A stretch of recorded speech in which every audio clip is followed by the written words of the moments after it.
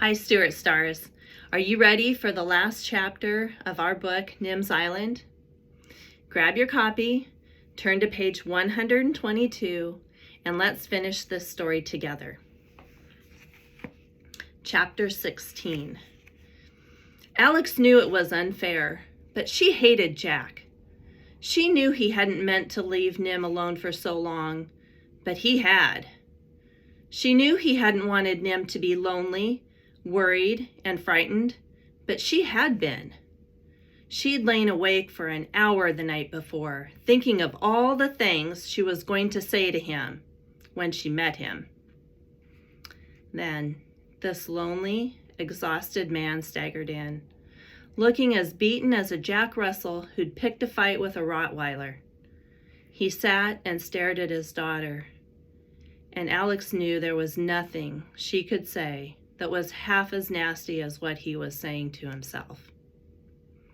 And when some of the shock had gone from his face, he looked too much like Nim for Alex to hate him.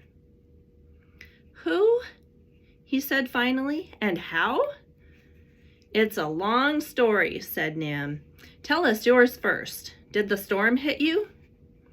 "Not the way it hit the island," Jack said, staring at the tumbles of shattered trees, "but fast enough that I hadn't put my life jacket and lifeline on yet, and strong enough to blow me overboard.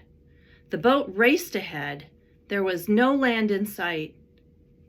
But floating in the current just ahead of me was a raft made of coconuts." "What's so funny?" Nim and Alex couldn't answer. They were laughing so hard that they fell over and rolled around on the ground like sea lion pups. "That's Alex's story," Nim finally choked, and then they started from the beginning. All the next week, the three of them worked together, cleaning up the island, fishing and digging clams, collecting coconuts, and saving the garden. Every night they built a bonfire with the broken branches they'd cleaned up during the day, and Alex told them stories.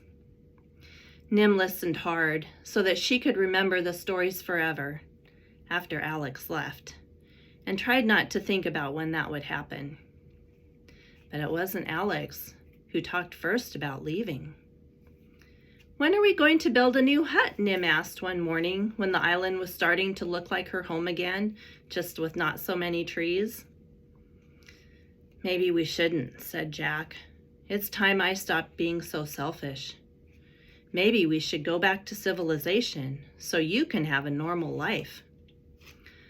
"This is my normal life," Nim shouted. "It's the one I want." She ran down the hill to Selkie, who left the king and snuggled comfortingly around her. Fred curled around her shoulders. Alex and Jack went for a walk in the other direction, around the point to Turtle Beach.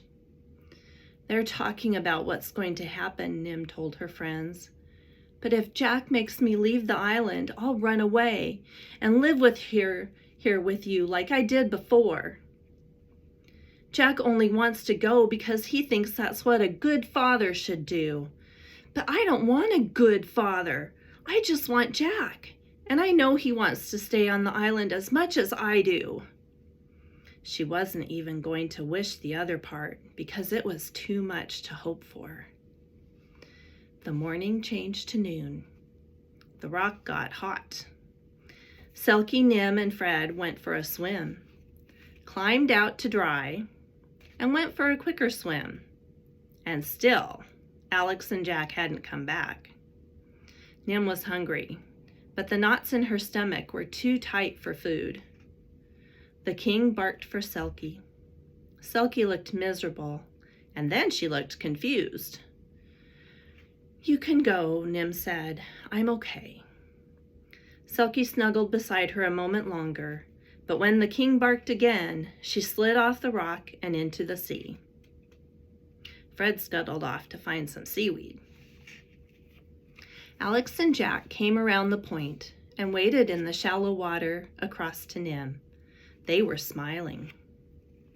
Email message to delia.defoe@papyrus.publishing.com from jack.russo@explorer.net.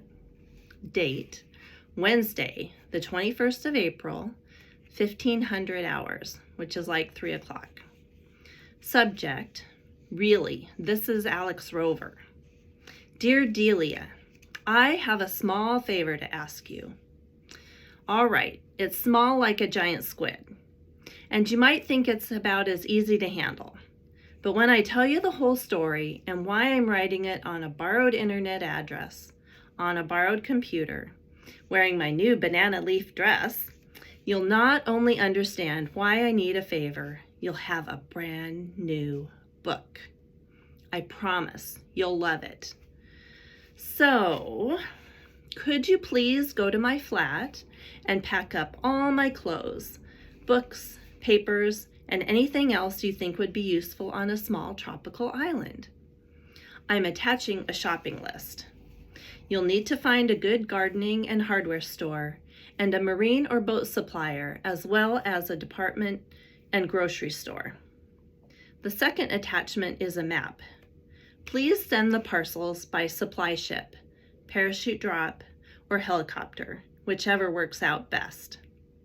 You can take the cost out of the huge amount of money you'll want to pay me for this next book.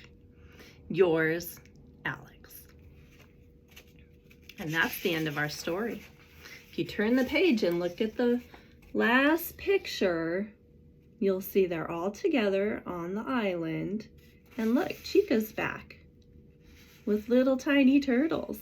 That must mean it's the next year.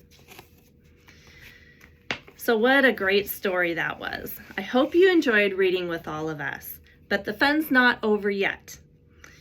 Come join us for a free movie night Friday from 5 to 7 p.m. in the gym to watch the movie of Nims Island. And all day Friday will be a dress up tropical island day. So wear your flowery best and come celebrate the journey we've traveled together with one school, one book, and Nims Island. The end.